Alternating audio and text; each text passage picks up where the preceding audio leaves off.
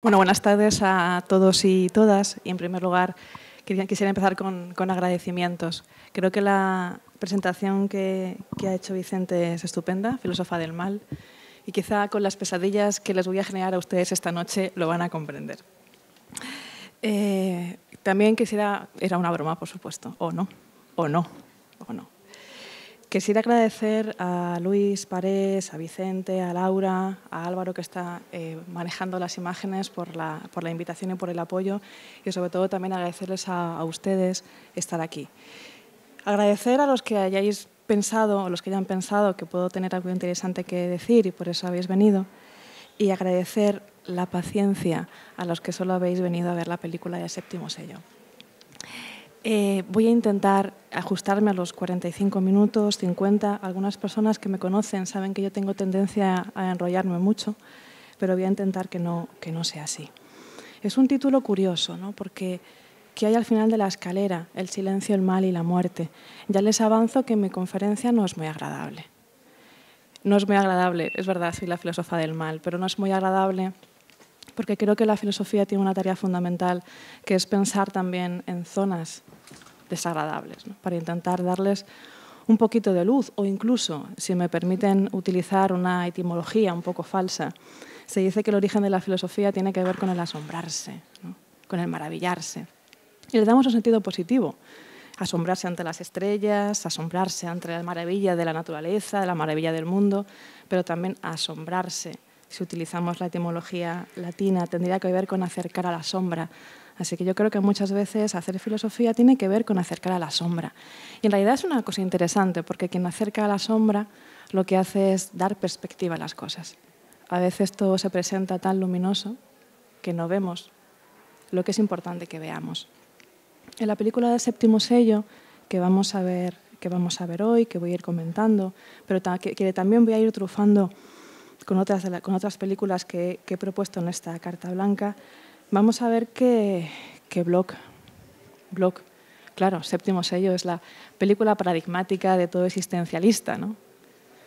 Pues a lo mejor Bloch no es tan filósofo como pensamos, o no busca a Dios como pensamos, o no lo busca como debe, o no se pregunta qué es Dios. Así que en esta charla me voy a preguntar por Dios, por el silencio de Dios, por el silencio de Dios ante el mal, por el silencio de los hombres ante el mal, por el silencio ante la muerte, porque me parecen temas que nos competen. Pero el título, les decía, es curioso, ¿qué hay al final de la escalera? Cuando se me hizo la invitación, que agradecí mucho, me hizo mucha ilusión, estuve dándole muchísimas vueltas a qué películas elegir, porque tengo una vertiente que ama absolutamente el cine de terror. Y pensé, bueno, voy a proponer películas de terror para este ciclo, ¿no? Pero luego pensé, bueno, quizá es mejor que elija otras películas que no tienen que ver no tienen que ver con terror estético, sino que tienen que ver con el terror real que no vemos o que preferimos ver en una pantalla de cine. Así que quizá sí, soy filósofa del mal y quizá sí, algunas pesadillas van a tener. Sin embargo, hay una película de terror que es justamente la que da título a esta conferencia. Ustedes la conocerán o tal vez no. Se llama Al final de la escalera, es la traducción al castellano de una película de Peter Medak de 1980. Si les pregunto qué hay al final de la escalera, y lo hablamos desde la filosofía, claro, ¿qué puede preguntarse desde la filosofía sobre el final de la escalera? Si una escalera tiene que ver si una escalera tiene algo de filosófico, si la escalera, por recordar para aquellos que hayan estudiado filosofía o sepan un poquito de filosofía, si la escalera tiene que ver con lo que decía Wittgenstein, ¿no? Una vez que ya lo he utilizado, la tiro. Otra declaración que tuvo en una correspondencia de 1930, cuando decía, si hay algo que hay que alcanzar con una escalera, entonces no me interesa llegar hacia ese lugar. Ya les avanzo que yo no considero que esto sea así. Creo que es importante subir escaleras, bajar escaleras, ver lo que hay al final de la escalera y, por supuesto, justamente porque hay que llegar con una escalera para alumbrar o para dar sombra, es por lo que hay que preguntarse por el final de la escalera. Otra pregunta que me puede surgir es ¿Por qué habría de interesarnos lo que hay al final de la escalera? Sobre todo si nos conduce a lugares de penumbra. ¿No es mejor irse al sol, irse a la playa, no pensar en estas cosas, mirar hacia otro lado? No queremos aceptar el mal, no queremos aceptar la muerte, y entonces lo que hacemos es camuflarnos en pantallas, camuflarnos en ocio para no pensar lo que está ahí. Podemos entonces elucubrar y justificar elementos del mal en el mundo, y es así más fácil vivir, pero eso nos hace malos, nos hace buenos, nos hace indiferentes.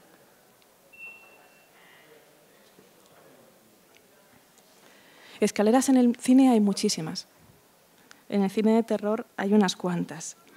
Hay escaleras que se focalizan en la bajada, ¿no? Y que tienen que ver con sótanos. Esto es la película de terror paradigmático, ¿no? Las películas que van hacia el sótano. También hay otras que son de subida, no que sean de subida con V, sino que son justamente para subir a buhardillas. Cuando estamos viendo como espectadores una película de terror, yo creo que esto les ha podido pasar, ¿no?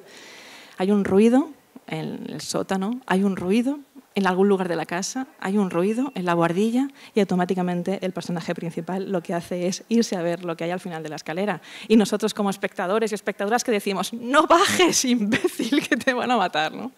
Pero justamente porque si no sube o si no baja, entonces no hay película.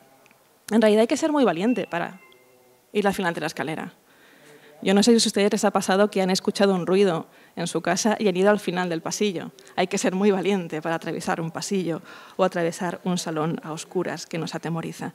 Así que fíjense, al final de la escalera tiene que ver con una película que a mí me marcó mucho, que es justamente esta de Peter Medak que les estaba diciendo. Películas que hablan de escaleras, como les decía, hay muchas. Películas que gritamos, cuidado con lo que hay en la escalera, o cuidado no subas o no bajes. Hay paradigmáticas. Una de ellas es la que tienen en esta imagen que les ha recibido al entrar en la sala, que es la de Nosferatu de Murnau. Otra escena muy conocida, no sé si la reconocerán. ¿Se me está escuchando bien con el micro? Otra escalera que no sé si reconocerán, a mí me causa un estremecimiento placentero, he de decir, es la escalera del Exorcista. Hay muchas escaleras en el Exorcista, esta es una. Luego hay otra que es en la casa, en la que está Regan haciendo el pinapuente, bajando las escaleras, no sé si lo recordarán, cosa que es interesante, ¿no? Porque nosotros podemos subir las escaleras, podemos bajarlas, pero atención, también lo que está al final de la escalera puede bajar, y también lo que está al final de la escalera que baja puede subir. O sea, hay un encuentro. Si no bajamos nosotros, alguien va a venir a por nosotros. Repito la pregunta, ¿qué hacemos? ¿Nos quedamos indiferentes ante el mal? ¿Miramos hacia otro lado?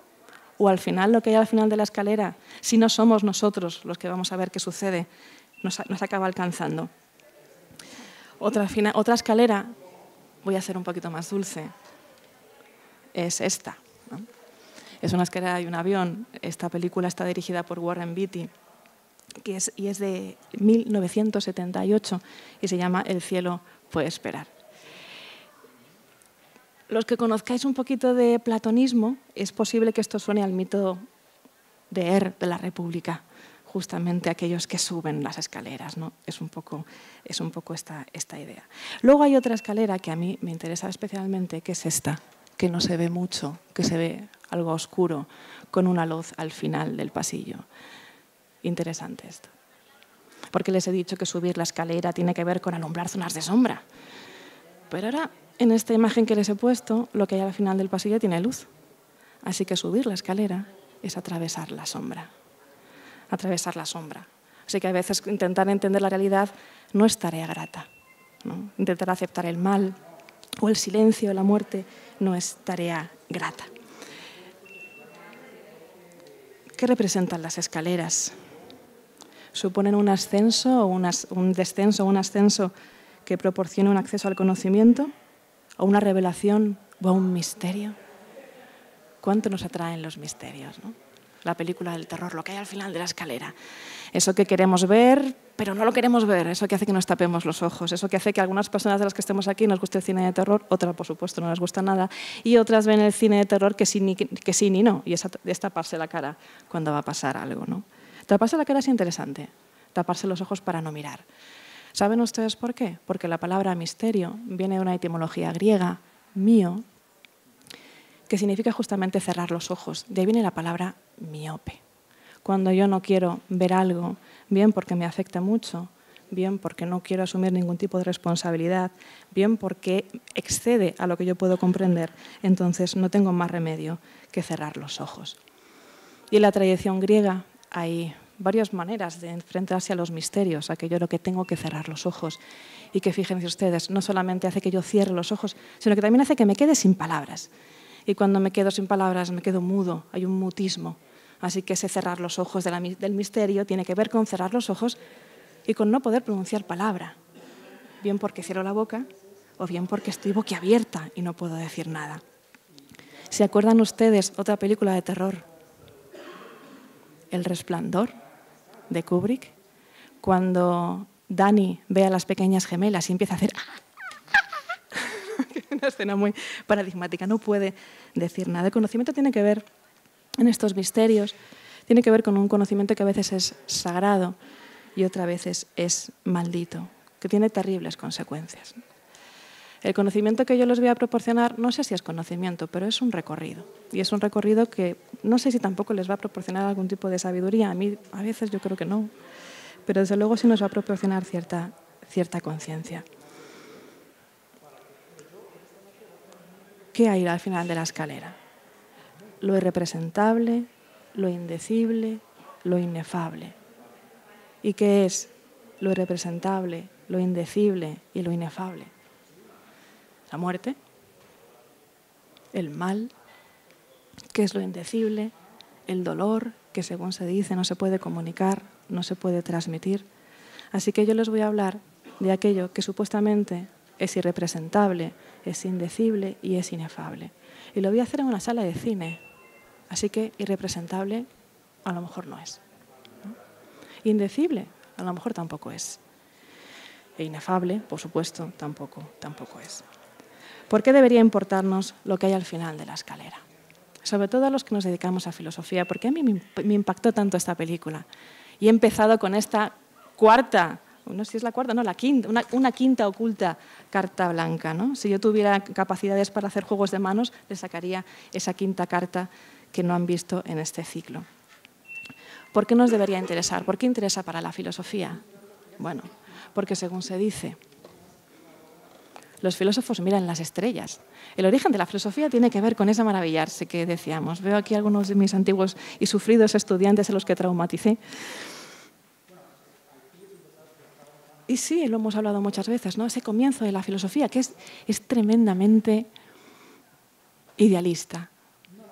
Pónganse ustedes en escena. Estamos en el siglo VI, antes de Cristo, en las costas de Jonia. Esto parece un cuento de Asterix porque avanza inexorable el pueblo persa para acabar con las ciudades, las polis, que están en la costa de Anatolia. Y así que estos filósofos presocráticos lo que se dedican es, con las puertas a la guerra y los persas a punto de destruir todas las ciudades, por cierto que Mileto será destruida, se ponen a mirar, Tales de Mileto se ponen a mirar las estrellas, no tiene otra cosa que hacer. Y entonces estos filósofos presocráticos miran las estrellas. Son observadores de la naturaleza y el espacio, ¿no? Y se preguntan por el arjé, por el origen de las cosas, ¿no? Tenemos esas dos imágenes. Bueno. Los filósofos hemos cambiado la cúpula celeste, mirar las estrellas, por las pantallas de una sala de cine. Nos anonadamos, nos maravillamos, nos quedamos sin palabras, pero al mismo tiempo queremos saber lo que pasa en la película. Por lo menos yo abordo así el cine, quiero saber lo que pasa en la película. El cine imprime un modo de mirar, que yo creo que eso es importante. No solo lo que ves no solo lo que ves es lo que te puede detonar preguntas y reflexiones, ¿no? Sino también lo que conversas después de una proyección de cine. Así que yo espero que si todo sale bien después de esta charla y después de la película, ustedes hablen muchas cosas, ¿no? Tiene que ver también el cine con un mirar con alguien, que eso me parece importante, comentar la película. Y también hay una cosa importante que nos pasa en el cine. En un cine como este, que aprendemos a callar. En un cine aprendes a callar. ¿Cuántas veces a ustedes no les ha pasado que han ido a ver una película y la persona de al lado está hablando sin parar, está con la pantalla del móvil encendida o está comiendo unos burritos? El cine inicialmente enseña a callar y enseña a escuchar. Porque cuando uno va a ver una película, quiere escuchar lo que pasa. Y pasa algo muy curioso cuando ves una película, y es que de pronto tus prejuicios se quedan un poco aparcados en la puerta, ¿no? Tú quieres entender la película. ¡Shh! Cállate, que quiero oírlo. La sala, callaos, deja las patatas, ¿no? Porque queremos escuchar, queremos entender bien lo que dice la película. Vuelvo al título de esta charla. ¿Y si se trata de escuchar lo que hay al final de la escalera? Y se trata justamente de eso, de escuchar para saber que hay una puerta que debemos atravesar. En el cine todos somos conscientes de la importancia de una buena banda sonora y del sonido. Las películas que les he traído se caracterizan por la banda sonora. Cuando propuse los títulos me comentaron, ¿qué películas has traído? Tienen que ver con el silencio, con el mal temazo. Y yo sí. Pero hay una cosa que tienen todas en común, y es el sonido.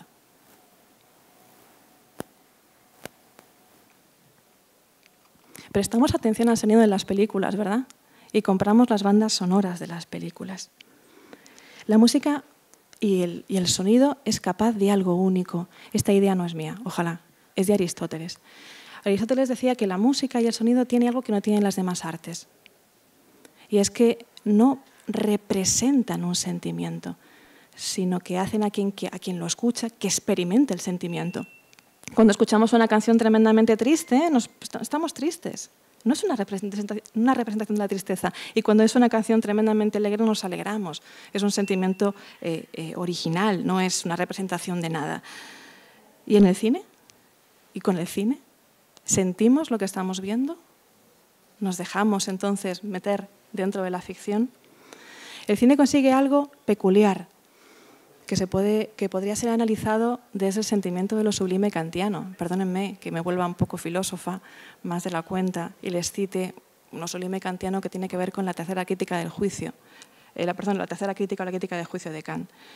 Lo sublime kantiano, Kant dice que algo que es tremendamente terrorífico, tremendamente impactante, cuando lo experimentas como peligro no lo puedes disfrutar. Y que entonces es la distancia lo que te permite pensarlo. Cuando estamos en una sala de cine podemos ver cosas terribles que nos afectan, pero a las que nos sentimos tremendamente seguros. Pero claro, lo que a mí me gustaría pensar es que no solamente que estemos a una distancia seguros en el cine, sino que todo lo contrario. Creo que el cine tiene la posibilidad justamente por lo que vemos y por lo que oímos de transformarnos lo que vemos, como a mí me cambió el final de la escalera. Así que paso a una primera parte, aunque llevo mucho ya hablando, de lo que hay al final de la escalera. Lo que hay al final de la escalera es la muerte.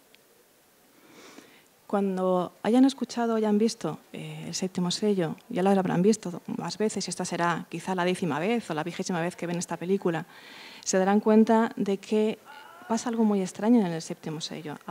Comienza con una música, un dies irae, y luego de repente hay un sonido de mar, hay un sonido de oleaje. Y lo que se presenta continuamente en la película es un sonido naturalista, con diálogos, con silencios, y creo que eso es interesante, ¿no? Ingmar Bergman, se dice que es el autor existencialista por antonomasia. ¿Pero qué significa ser existencialista? Me voy a permitir preguntarme qué es ser existencialista. Y les voy a responder con Sartre. Sartre tiene un pequeño librito, un textito muy pequeño, que se llama El existencialismo es un humanismo. Y dice que hay dos tipos de existencialistas. Están los existencialistas que vienen sobre todo del lado del catolicismo. Entonces son ateos, son existencialistas cristianos o católicos, llega a decir él. Y luego hay existencialistas que son completamente ateos. Pero lo que tienen en común los dos existencialistas como filósofos es que sobre todo cuando se preguntan por la existencia, no se preguntan por la existencia de Dios, sino que se preguntan por ciertos componentes importantes dentro de la existencia del hombre que tienen que ver con cómo afronta su final de la escalera. su final de la escalera, el final de su vida, que es justamente la muerte. Y dice algo interesante, ¿no? Porque parte de las reflexiones que vamos a ver en el séptimo sello no tienen que ver simplemente con el silencio de Dios, tienen que ver con la libertad y con la responsabilidad y con la necesidad de establecer comunidad con los seres humanos. ¿Qué le pasa a Bloch? Bloch no quiere morir, o sí quiere morir, pero no todavía. Y no todavía porque dice que ha malgastado su existencia y que quiere un último momento para hacer una labor. Algo que cambie, algo que favorezca a alguien que no sea él mismo. Y esto es importante porque nos está hablando del concepto de elección. Vamos a morir, pero somos libres. Y está hablando también de un concepto de responsabilidad. Pese a que he tenido la vida que he tenido, quiero hacer algo para ayudar a los demás. En la primera escena, que les voy a poner un fragmentito en un momento que he seleccionado, encontramos a Bloch, que ha vuelto, bueno, voy a explicar un poquito al principio por si hay alguien que no haya visto la película, pero no voy a hacer spoiler, no se preocupen. Bloch ha vuelto con su escudero Jones de las cruzadas y está muy atormentado en un momento en el que hay una plaga de peste. En un momento determinado, después de haber tenido un encuentro con la muerte, lo que hace es irse a un confesionario. Y en el confesionario empieza a hablar justamente con alguien que él considera que es un sacerdote, ¿no? Y se empieza a hablar con ese confesor porque se está preguntando justamente por lo que hay al final de su escalera. Y así dice: en el borde de la vida hay que enfrentarse a las tinieblas. Así que lo que hay al final de la escalera de Bloch es justamente las tinieblas. El monólogo, que les vamos a poner en un segundo, es interesante por 3 motivos. Por el discurso, que en filosofía lo llamamos logos, hay una alusión a un clamor en las tinieblas. Bloch está suplicando a Dios una señal y Dios no dice absolutamente nada. Hay una imagen. Les pido por favor que cuando vean la escena miren la imagen de la estatua y se fijen en las manos de Bloch y se fijen en las manos de la estatua. En filosofía diríamos eidolon. Hay otra cosa más en esa escena: sonido. De fondo hay unas campanas, hay un campanario, una iglesia de fondo con sus ritmos y sus tonos. En griego diríamos musique. Álvaro, cuando quieras.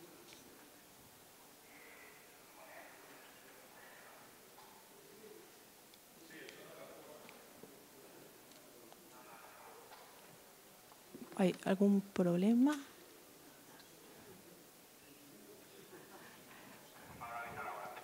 ¿Hay alguien? ¿Alguien se ha ido? ¿Se ha asustado? De hecho, yo paso de escuchar esto, que es viernes. ¿Hay algún voluntario aquí para que me haga de estatua? Yo hago de Bloch.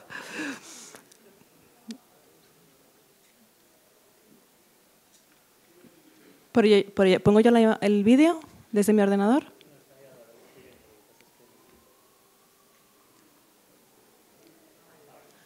Ay, perfecto.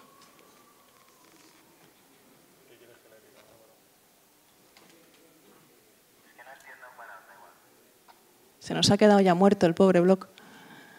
Está más tieso.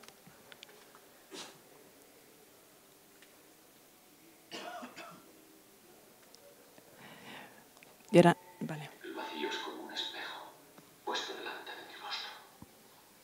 Me veo a mí mismo y al contemplarlo siento un profundo desprecio de mi ser.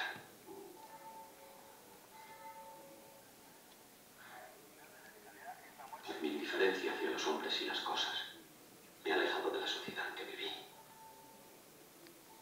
Ahora habito un mundo de fantasmas, prisionero de fantasías y ensueños. Y a pesar de todo, ¿no quieres morir? Sí, quiero. Entonces, ¿a qué esperas? Deseo saber qué hay después. Buscas garantías. Llámalo como quieras.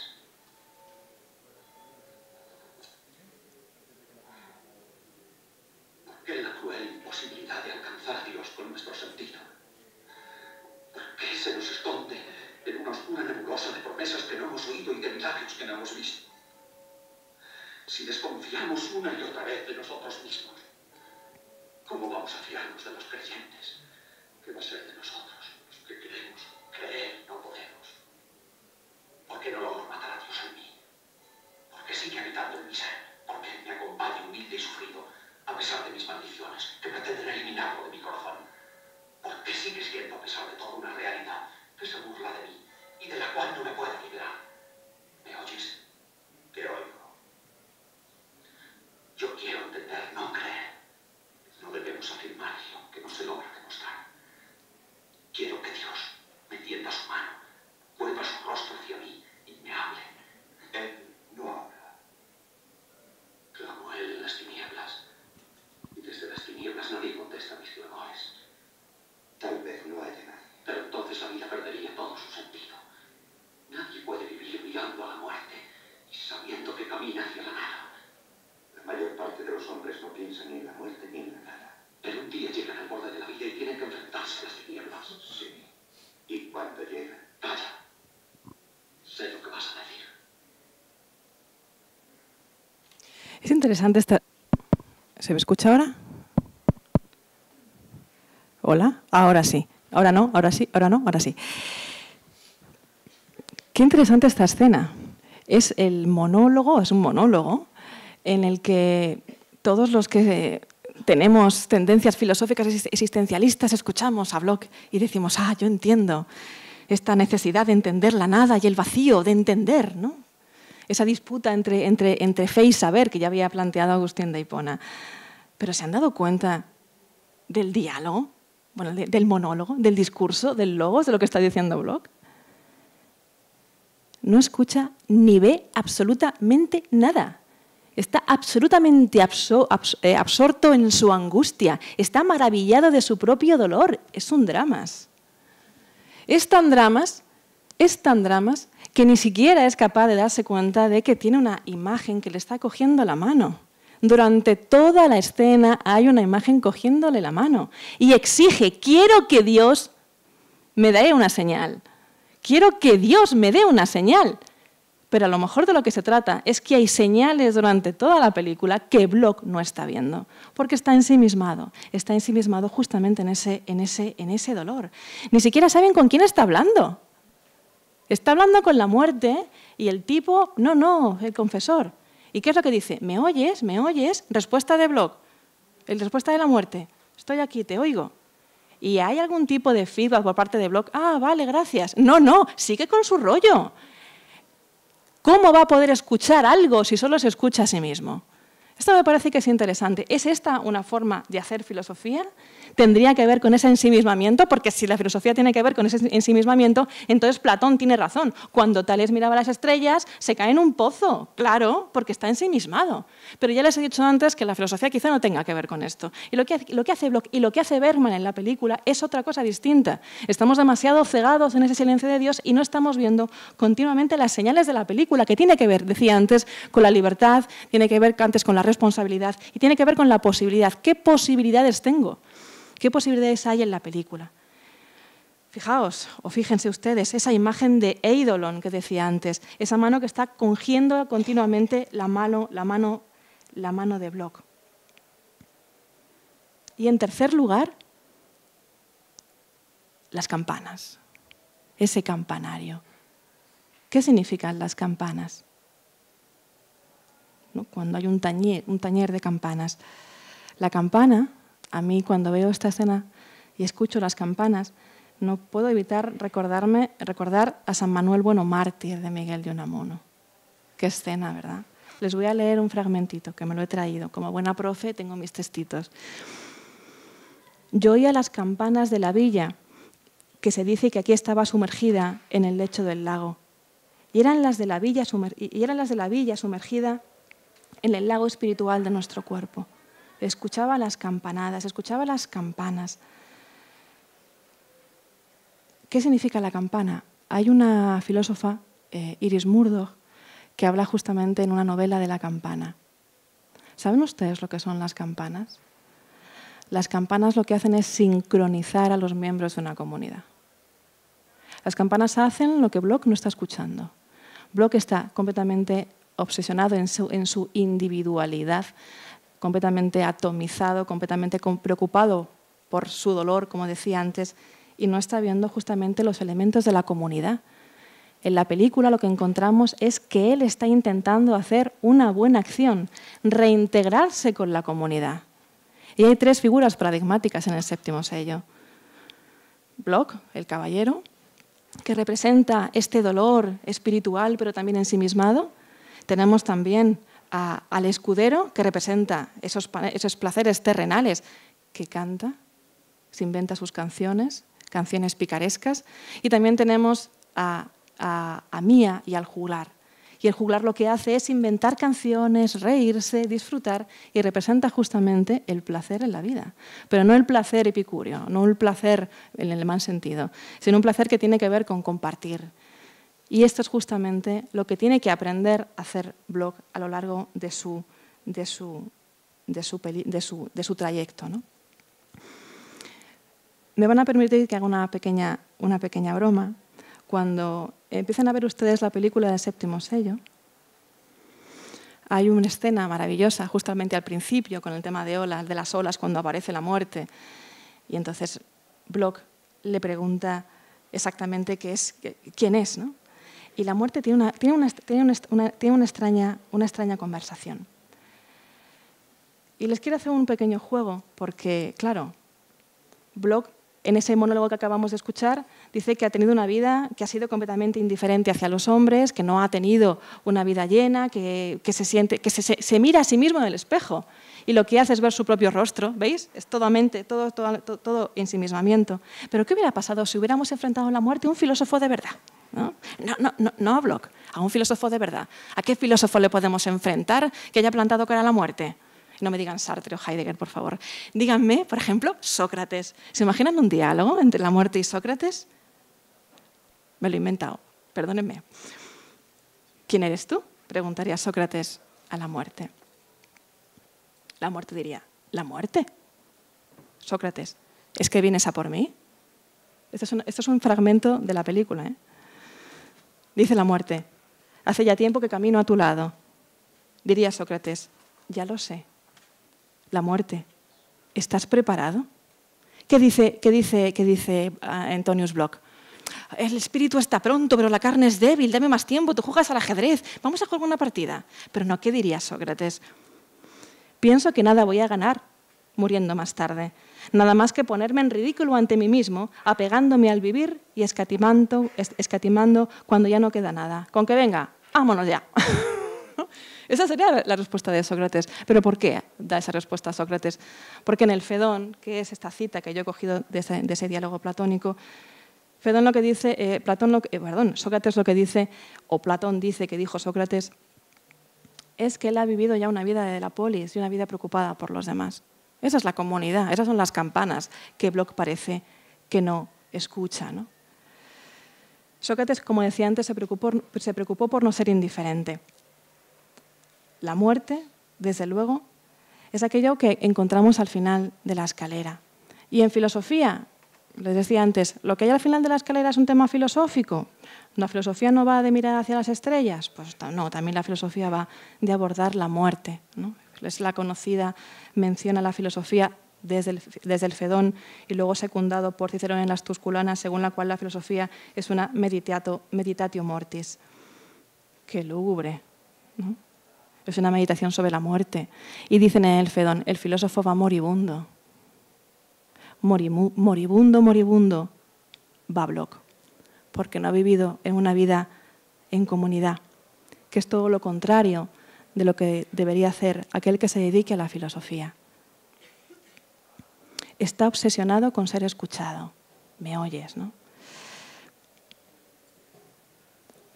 De tal manera que cuando Bloch mira al cielo estrellado, ya no hay estrellas. Solo hay nubes. Ese es uno de los primeros fotogramas de la película. Solo hay justamente nubes y hay desconcierto. Tan obsesionado está, tan preocupado está. ¿Se acuerdan ustedes de la escena de la bruja? Si no se acuerdan, se van a acordar al ver la película. ¿Por qué quiere hablar Bloch con la bruja? Bueno, la bruja, la que es condenada por brujería. Porque quiere ver si hay pruebas de la existencia del demonio. Dice, si no está Dios, al menos estará el demonio. Y claro, le interroga, pero ¿tú has visto algo? ¿Tú conoces algo? ¿Tú sabes algo de la muerte? ¿Sabes algo del demonio? Y dice la bruja, el demonio está continuamente con nosotros. Y dice Bloch, pero yo no veo absolutamente nada. Así que de nuevo lo que encontramos es que Bloch está tan obsesionado con su propio dolor que no le pregunta a la chiquilla, ¿estás bien? ¿Te traigo agua? No, no. Lo que hace es darle una pastillita que a saber qué tiene para que la palme rápido. Pero no le pregunta nada. Pero cuéntame. O sea, ¿tú de qué sabes del demonio? ¿Pero qué me estás? O sea, no le interesa nada. No escucha a los hombres. Esto, les decía, es una cosa que va a tener que aprender a hacer. Y esto tiene que ver con una de las problemáticas de la película. Porque el problema de la película, según mi entender, no es la muerte.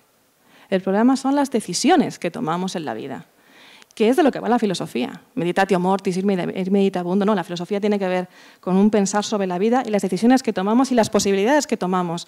Les voy a citar otro textito pequeñito de Kierkegaard, por decirlo bien, ¿no? Que es un filósofo que influyó decisivamente en Bergman. La cita es el concepto de angustia. Y fijaos o fíjense lo que dice Kierkegaard. La libertad es siempre comunicativa. La no libertad, por el contrario, se encierra cada vez más dentro de sí misma y no desea tener ninguna comunicación.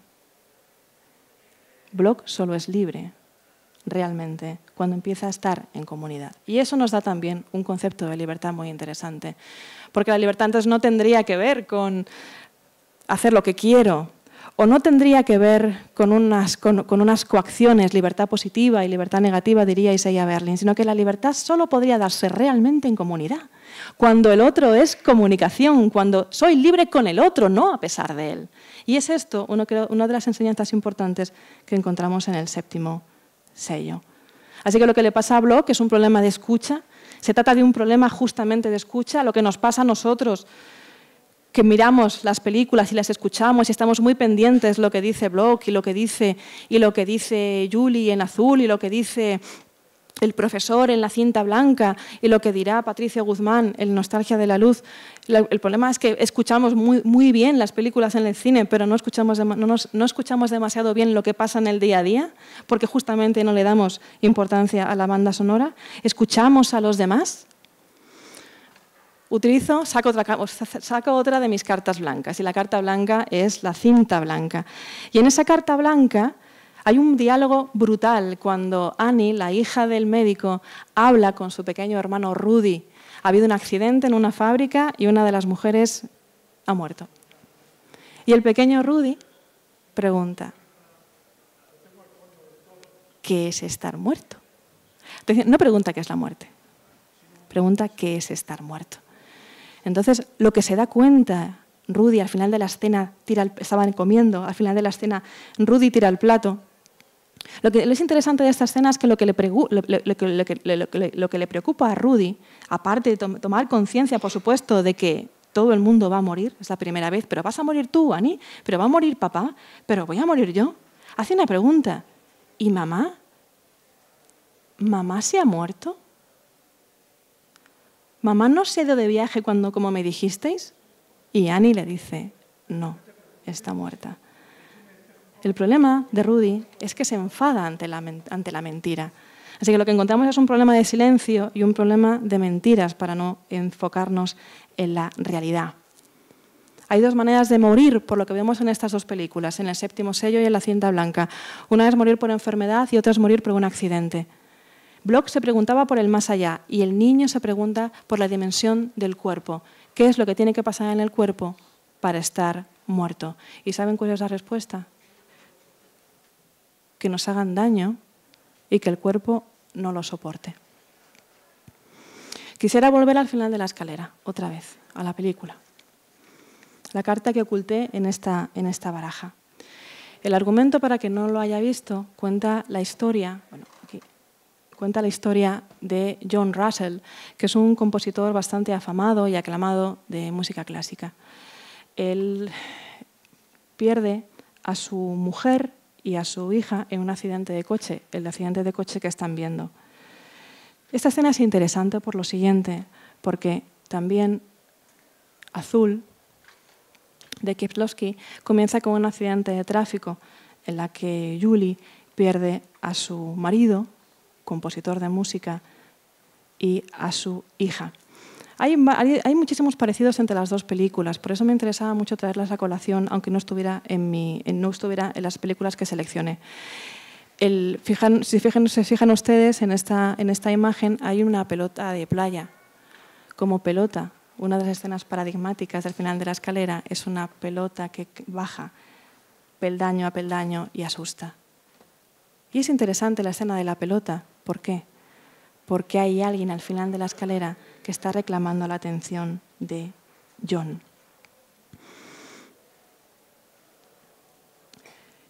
Después de padecer el accidente de su familia, John lo que hace es mudarse.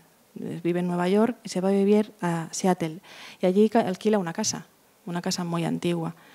Parece que está haciendo duelo, que lo está haciendo bien, que está más o menos llevando su vida bien. Y allí vuelve a comenzar a componer. Si podéis poner el vídeo, si suena.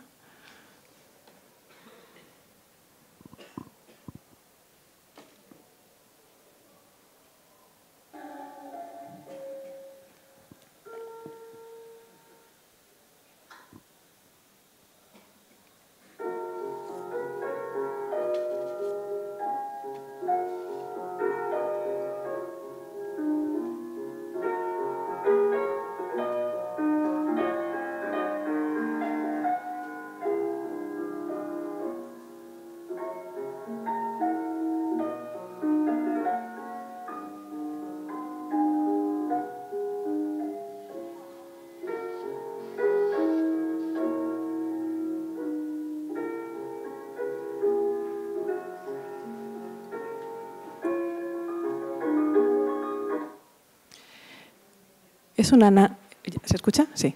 Es una nana.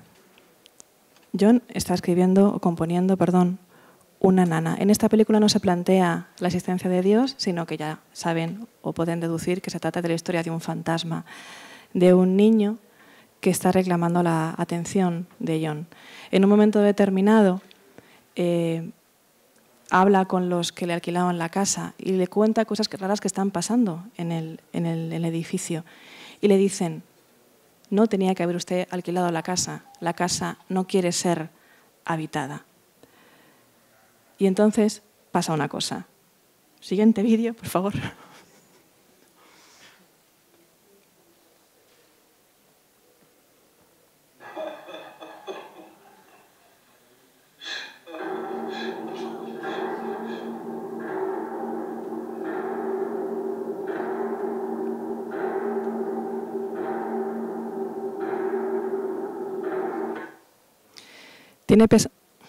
Ahora sí, ahora no, ahora sí.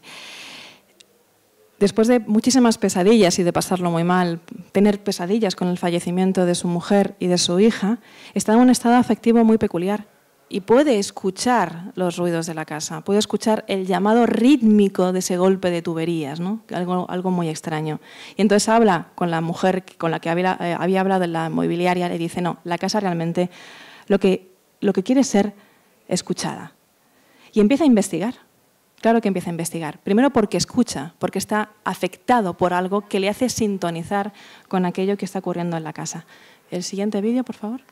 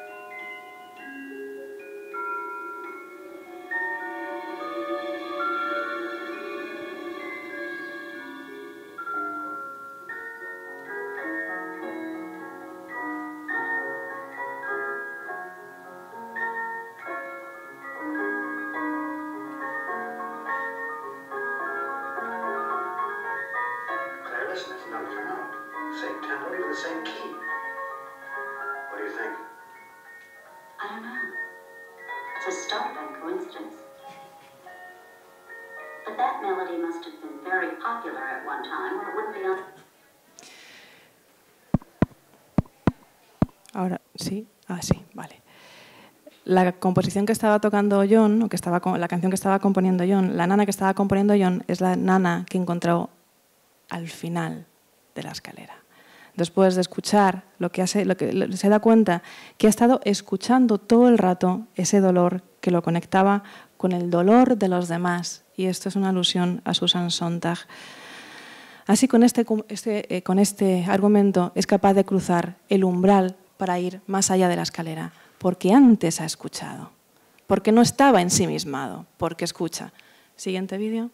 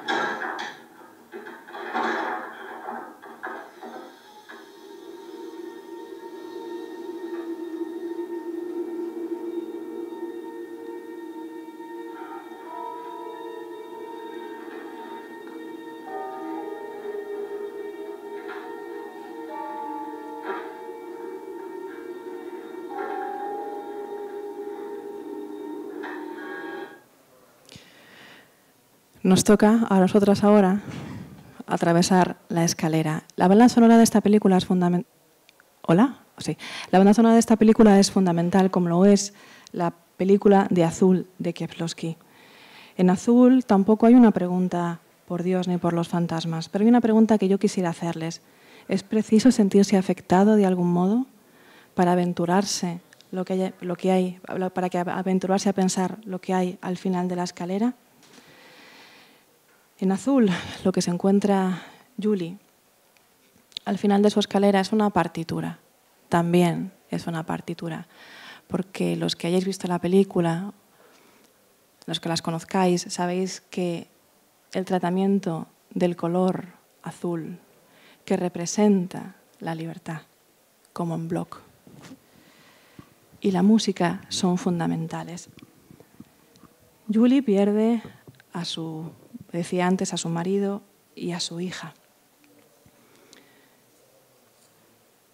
Y quiere liberarse del dolor. Y lo que hace es liberarse de todo lazo afectivo. Le pasa como Bloch.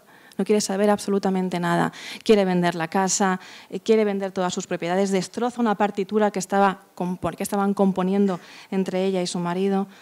Y entonces lo que vemos es que continuamente hay colores en azul que parece que Julie Binoche está sumergida justamente en la tristeza. Todo es azul, todo es destellos del vacío, destellos de ese intentar olvidar todo. Lo único que se queda, Julie Binoche en azul, es la lámpara de su hija, azul.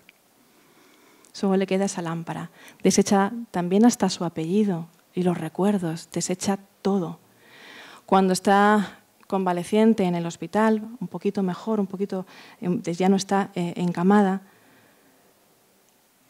le persigue una melodía. Álvaro, por favor.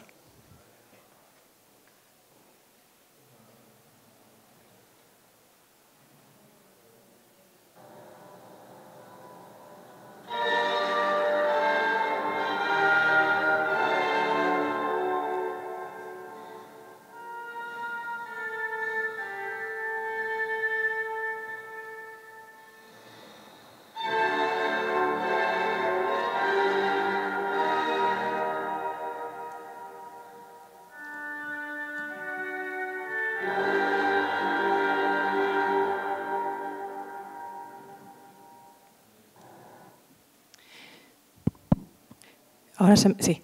Durante toda la película, esta melodía que está incompleta persigue obsesivamente a Julie. Cuando está nadando en la piscina, cuando está paseando, cuando escucha música en la calle, de repente le viene continuamente esta música, que por cierto se llama Glimpses of Burial, destellos de entierro o destellos de funeral. Toda la película de Kieslowski es un pasillo oscuro, es un final de la escalera. Es un final de la escalera que es el proceso que necesita hacer Julie para realizar el duelo.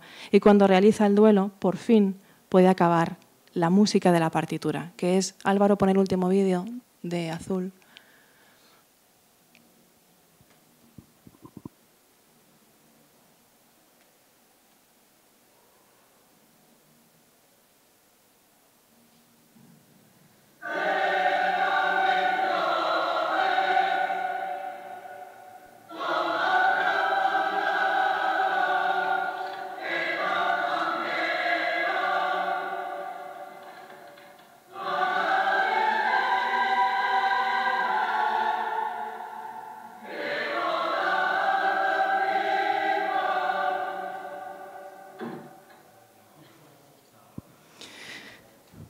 Música de funeral y música de nana, es lo que les he traído. Pero les he traído otra cosa más. ¿Por qué les he dicho antes que fuera una música de nana es fundamental? Hay una pieza musical del mundo romano que se llama Nenia, y las nenias se conocen por ser música fúnebre. Pero Nenia es también una nana. En el mundo romano, las nanas y los cantos fúnebres eran parte de la misma música, porque representaban el principio y el final de algo. Y se trataba además al recién nacido y al difunto de la misma manera, y con algunas inversiones. Tanto al niño como al fallecido se lo lavaba, se lo cuidaba, se lo vestía. Inversiones, si el niño viene de cabeza, el fallecido tiene que morir con los pies por delante. Si al niño se le abren los ojos, al muerto tienen que cerrarse los ojos. Había una relación justamente vinculada con la música. ¿Por qué? Porque tanto la música de nacimiento de nana como la música que tiene que ver con lo funerario, lo que hacen es generar comunidad. Porque es lo que decía Aristóteles. La música lo que genera es, como en las campanas de la iglesia de Bloch, generar comunidad. Les voy a poner dos audios muy pequeños, muy pequeños. Álvaro, el primer audio.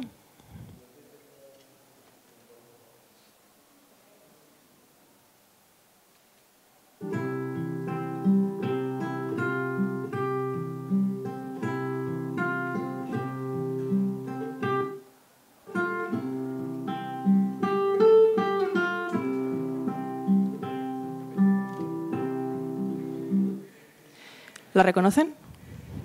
Es una música de nana muy conocida, Frère Jacques. Pues ahora les voy a poner otra. Álvaro.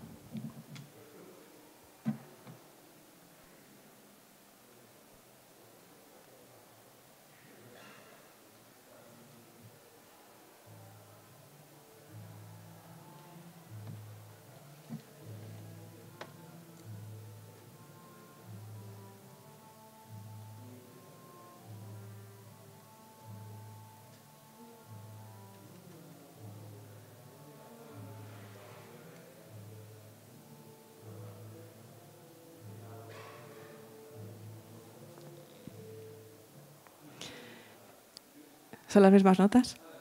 Solo es un cambio de tono. Re mayor, re menor. Ya está. El requiem de Mozart es re mayor, es re menor. Y al final acaba con un re mayor, que es salida. Es vida y es muerte, pero es siempre comunidad. Esta última pieza forma parte de Titán de Mahler de 1888. La música, lo que hace justamente, las bandas sonoras, lo que hacen justamente es meternos en la película, meternos, hacernos sentir, como decía antes. En Azul, la marcha fúnebre, cuando Juliette Binoche Julie consigue terminar la composición, es cuando consigue por fin ser libre. ¿Y qué es ser libre? Volver a vincularse afectivamente a alguien, volver a la casa, volver a la vida, volver a sentirse parte de una comunidad. Y ahora yo les pregunto a ustedes, lo que le pasaba a John, que era capaz de vibrar con la casa, O lo que le pasaba a Julie cuando estaba escuchando continuamente esa música fúnebre hasta que la consigue acabar en tonos mayores y que hace que consiga salir del duelo, es bastante diferente a vibrar con el móvil, ¿verdad? Si solo vibras con el móvil, no hay comunidad. Y el cine, justamente lo que proporciona es sentimiento de comunidad y de vibrar conjuntamente. Veo que me estoy yendo mucho de hora, no les quiero entretener demasiado por aquello de que han venido seguramente a ver el séptimo sello, pero sí hay algunas cosas que les quería comentar y que tienen que ver justamente con la segunda parte. Fíjense si hablo mucho y si me enrollo mucho, que tiene que ver si con lo que hay al final de la escalera es el mal. Voy a saltarme unas cosas que les había traído y me voy al mal. Este es un fotograma de La cinta blanca de Michael Haneke. Lo que veíamos antes era la muerte por enfermedad, por fallecimiento, la muerte por accidente, pero es un poco distinto morir a que te maten. Es un poco distinto. En el final de la escalera, al final acabamos viendo que el niño, el fantasma, lo han asesinado. Y la pregunta es si alguien escucha. La pregunta que hace Bloch de si alguien me está escuchando, si Dios me está escuchando, me oyes, cambia directamente cuando Dios ha desaparecido de escena. Esto me recuerda al gran inquisidor de los hermanos Karamazov, ¿no? Bueno, si Dios existe, todo está permitido. Y esa es la pregunta que se plantea justamente en La cinta blanca. Si puedes poner, Álvaro, el vídeo de La cinta blanca.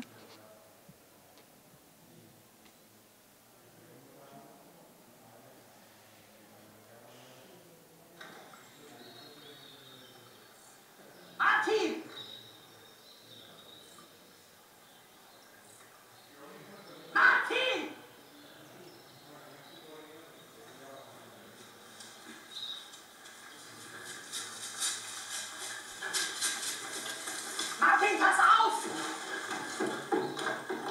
Was ist denn völlig übergeschnappt? Willst du dir das Genick brechen? Guten Tag, Herr Lehrer. Was ist los? Spinnst du? Weißt du, wie hoch das ist? Hast du mich nicht gehört? Ich habe dich gerufen. Doch, Herr Lehrer. Und? Und? Hast du mich unten gesehen und wolltest mich beeindrucken? Also warum hast Mir hat Gott die Gelegenheit gegeben, mich zu töten. Er hat es nicht getan. Also ist er zufrieden mit mir. Was ist? Er will nicht, dass ich sterbe. Wer will nicht, dass du stirbst? Gott. Warum soll Gott wollen, dass du stirbst?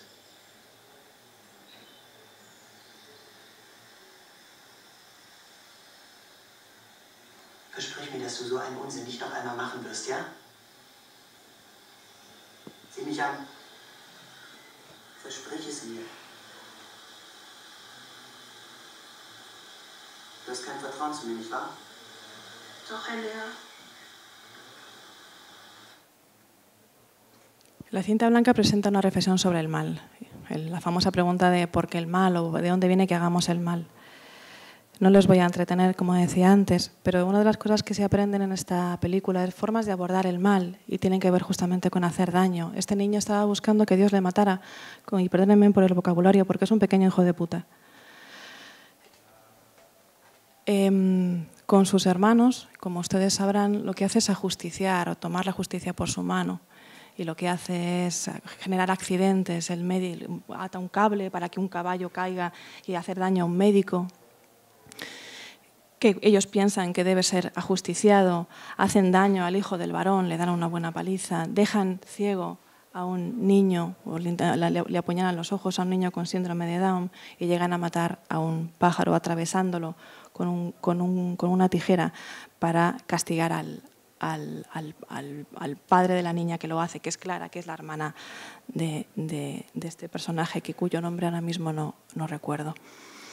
La escena es interesante, ¿no? Porque justamente lo que hace es que ya no miremos hacia el cielo, sino que miremos hacia la tierra, que es lo que más me interesa a mí. Este es un fotograma del séptimo sello.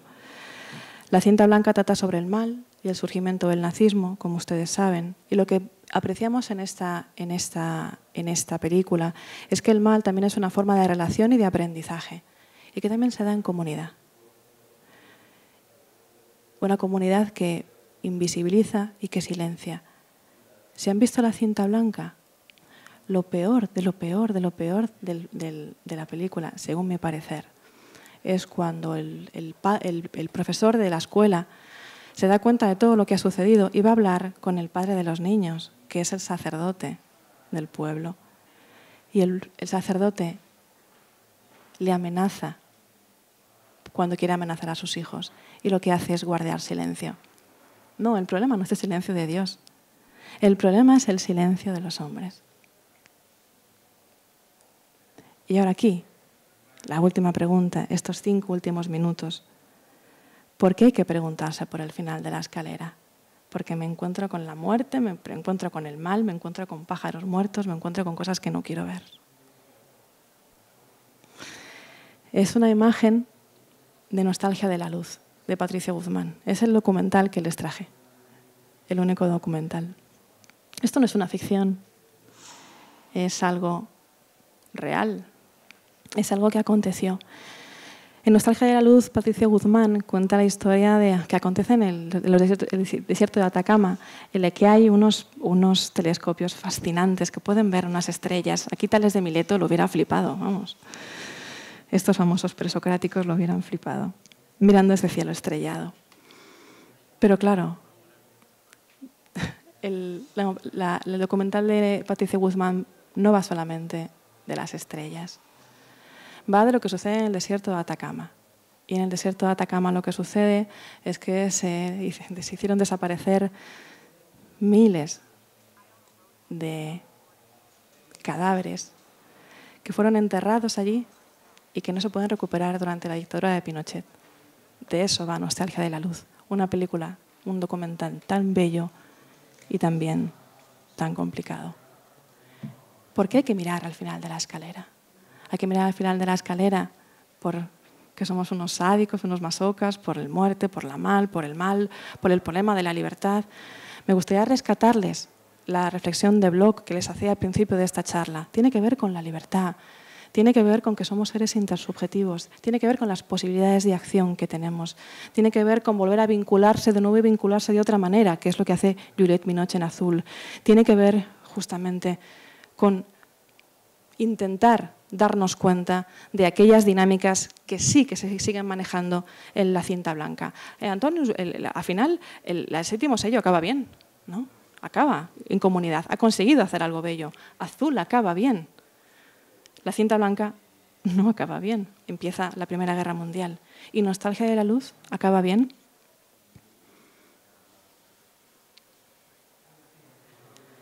Acaba bien cuando tenemos que mirar de nuevo a la tierra. ¿Qué cuerpo se nos queda cuando miramos a la tierra? Álvaro, cuando puedas.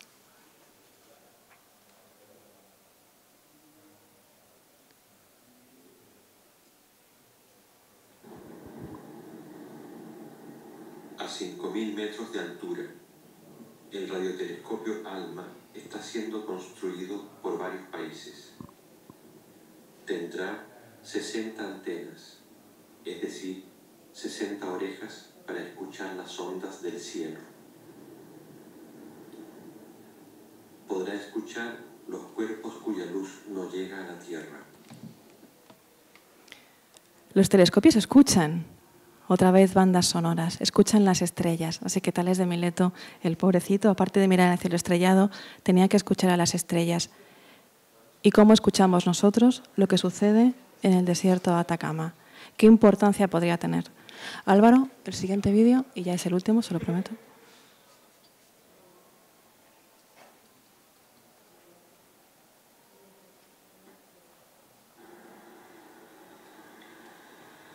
Yo siempre he pensado, por eso el otro día te decía, que ojalá los telescopios no miraran solo al cielo, sino que pudieran traspasar la Tierra para poderlos ubicar. Y mirar ahí, después correrse, no hay nada, pero sería como barrer la pampa con un telescopio. Hacia abajo. Hacia abajo. Bueno, y después darle las gracias a las estrellas que lo han encontrado.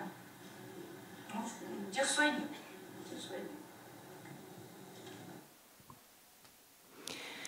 Escuchamos a los otros.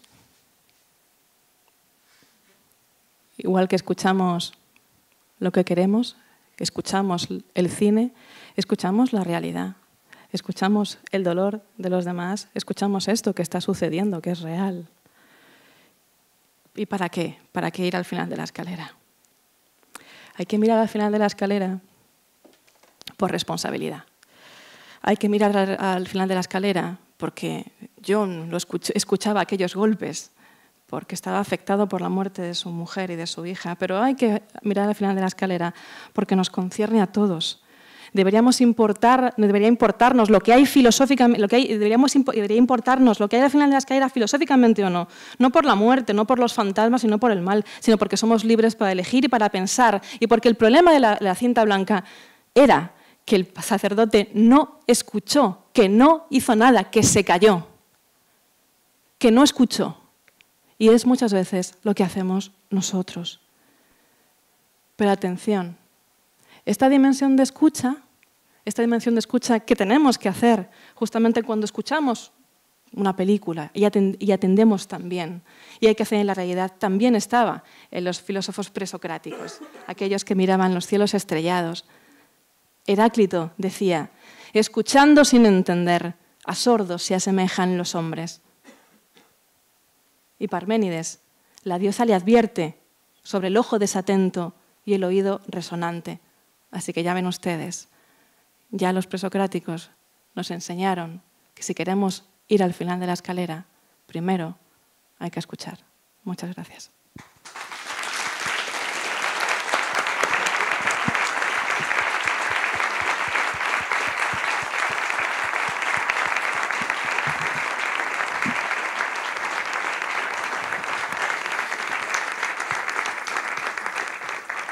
Bueno, Ana, muchísimas gracias. Un montón de cosas. Si alguien tiene alguna pregunta que hacernos antes de poner la peli, es el momento de levantar la mano y le pasamos un micro. ¿Alguien tiene alguna cuestión? Si no, le lanzo yo una a Ana y nos ponemos a ver la peli. Al final, tía, te he presentado como la filósofa del mal y tu charla ha ido más bien sobre la libertad. Sobre la libertad a través de la música, a través del sonido, a través de, en fin, a través de una serie de cuestiones. Me gustaría irme de aquí casi con una promesa que yo creo que nos la merecemos como espectadores y después de haberte escuchado, que ojalá sea que sí. ¿Vamos a ser más libres después de ver el séptimo sello esta tarde? Depende si nos fijamos en el monólogo, nos fijamos en lo que sucede alrededor. Hay una cosa interesante en la película, fíjense ustedes. El caballero no ve ninguna prueba de Dios en ningún momento, ninguna. Pero en cambio el juglar, sí. Hay pruebas continuamente. Y lo que aprende Bloch, hay una escena preciosa que no les he traído porque había demasiado material, en la que el caballero es acogido por Mia y por Joff, que así se llama el escudero, y le ofrecen un cuenco de leche y fresas. Y ahí es cuando se da cuenta de lo que es la comunidad, de lo que es el campanario. Y es cuando dice, nunca me voy a olvidar de este momento en el que estábamos aquí todos, con Mijael, el niño, jugando con las fresas y con la leche. Esto es la plenitud. Porque para vivir plenamente no hay que mirar al final de la escalera, hay que saber elegir, porque solo tenemos una vida, con qué fresas o con qué otras cosas queremos comer y vivir. Qué bonito. Nadie más quiere preguntar nada, ¿no? Bueno, la peli, hombre. No, fantástico, fantástico. Pues nada, qué preciosidad. A ver si ahora en este rato que vamos a estar aquí en comunidad también nos descubrimos nosotros más libres, más unidos a través de esas campanas y de esa historia de Bloch. Muchísimas gracias, Ana, por estar con nosotros esta tarde y a vosotros disfrutad de la película. ¿Vale? Vamos con ello.